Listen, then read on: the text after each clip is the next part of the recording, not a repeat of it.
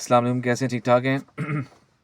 जैसा कि मालूम है आपको रमज़ान की आमद है, तो उस हवाले से कुछ शरई मसाइल आप लोगों के साथ डिस्कस कर लूँ आज, जो कि हर एक को पता होना चाहिए कि किन से टूटता है, किन से नहीं टूटता रोज़ा। और जिनको मालूम है उनका रिवाइज़ हो जाएगा, और जिनको पता नहीं है उनको पता लग जाएगा इंशाल्लाह। तो सबसे पहले शुरू करते हैं कि इंसुलिन लगाने से रोज़ा टूट जाता है।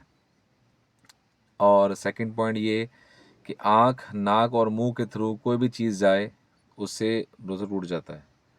और अगर कान के थ्रू कोई चीज़ आती है, ऐसे किसी के दर्द हो रहा है, ड्रॉप डालना चाह रहा है या पानी चला जाता है, तो अनटिल और अनलेस अगर उसका कान का पर्दा नहीं फटा हुआ, तो रोज़ा नहीं टूटेगा।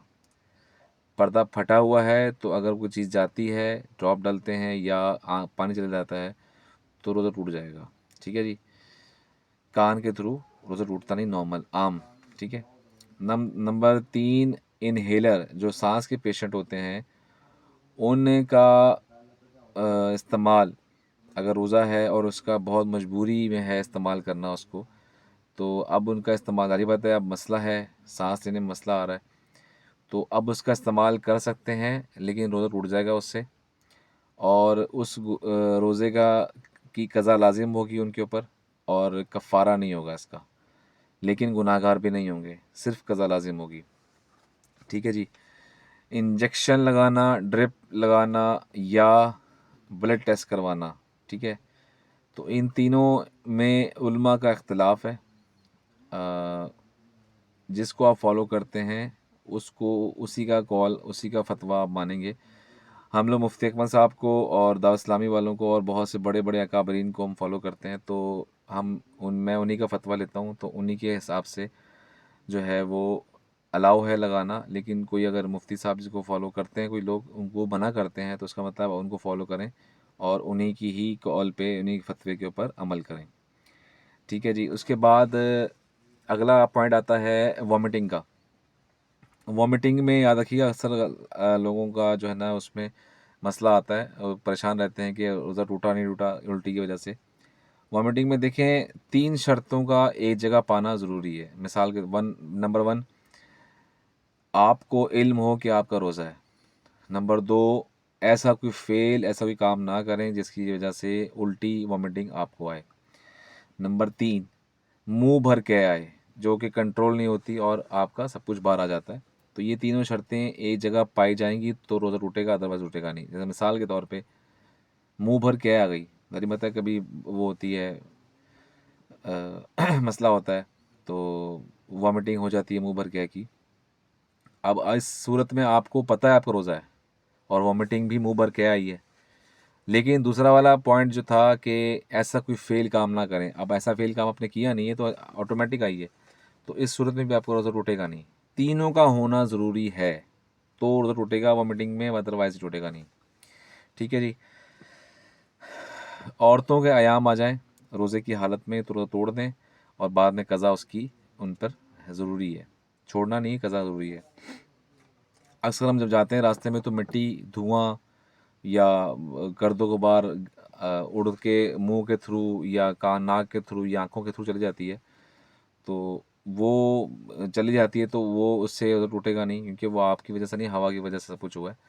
हाँ, एहतियात करना ज़रूरी है, जब दिख रहा हो तो मुंह बंद कर लें, आंखें भी कंट्रोल कर लें, नाक से भी कंट्रोल कर लें, ताकि एहतियात करना बहुत ज़रूरी है उसमें। दौरान सफ़र अगर रोज़ा तोड़ दिया है किसी ने, तो मजबूरी में, तो अब उसको चाहिए कि वो बाद में इसकी कज़ा उस पे लाजिम है कि कज़ा अदा करेगा। ठीक है जी? और ख़ुद पर अगर किसी ने गुस्ल फ़र्ज़ कर लिया है, ठीक है, तो रोज़े की कज़ा लाजिम है, उसके ऊपर कफ़ारा नहीं है। ताल्लुक़े ज़ौजैन अगर किसी ने कर लिया है रोज़े की हालत में, तो कफ़ारा लाजिम है, कज़ा लाजिम नहीं, कफ़ारा देना पड़ेगा। कफ़ारा क्या होता है मैं आगे बताता हूँ आपको चल के। और अगर रोज़ा छूट जाता है किसी का तो कज़ा लाजिम है, कफ़ारा अदा नहीं होगा, कफ़ारा नहीं होगा, सिर्फ कज़ा लाजिम होगी। कज़ा से मुराद के रमज़ान के बाद वो उसको लौटाएगा। कफ़ारे की तरतीब क्या होती है? एक आखिरी पॉइंट बता दूँ, उसके बाद तरतीब बताता हूँ आपको। अक्सर जो हज़रात जो मुल्क से बाहर से आते हैं, ईद करने आते हैं या रमज़ान गुज़ारने आते हैं, ये यहाँ से बाहर जाते हैं, तो दोनों सूरतों में जिस जगह पर जिसको जो भी महीना मिलेगा वो वहाँ के हिसाब से अमल करेगा। जैसे मिसाल के तौर पे कोई बाहर का बंदा है, जैसे सऊदी अरब हमसे एक दिन आगे होते हैं, तो अगर वो कोई सऊदीया में बंदा रहता है और वहाँ पे उसने चाँद देख के रोज़ा रखा है, और जब पाकिस्तान आता है तो पाकिस्तान में रोज़ा रखता है, तो इसका मतलब वो कहेगा मैंने तो 31 रोज़े रख लिए हैं, मिसाल के तौर पर 30 रोज़े थे उस महीने के। तो यहाँ पर क्वांटिटी या दिन काउंट नहीं किए जाएंगे, यहाँ पर जो है रमज़ान का महीना काउंट किया जाएगा। महीना जिस जगह पर जहाँ पहुँचा है वहाँ पर महीना है, तो वो उसको फॉलो करेगा। यहाँ पे भले उसने 31 रखे हों, भले वो 28 रखे हों, भले कितने भी रखे हों, काउंटिंग की बात नहीं होगी इसमें, महीने की बात होगी। रमज़ान का महीना उसको मिलेगा, जहाँ मिलेगा वो उस हिसाब से चलेगा। अगर ईद के, अगर सपोज़ करें वो 27 रोज़े रखे हैं और ईद हो गई है, तो वो वैसे ही फॉलो करेगा।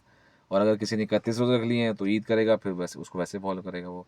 तो ये एक इसका असूल है। अब मैं बता दूँ कफ़ारे की तरतीब क्या होती है।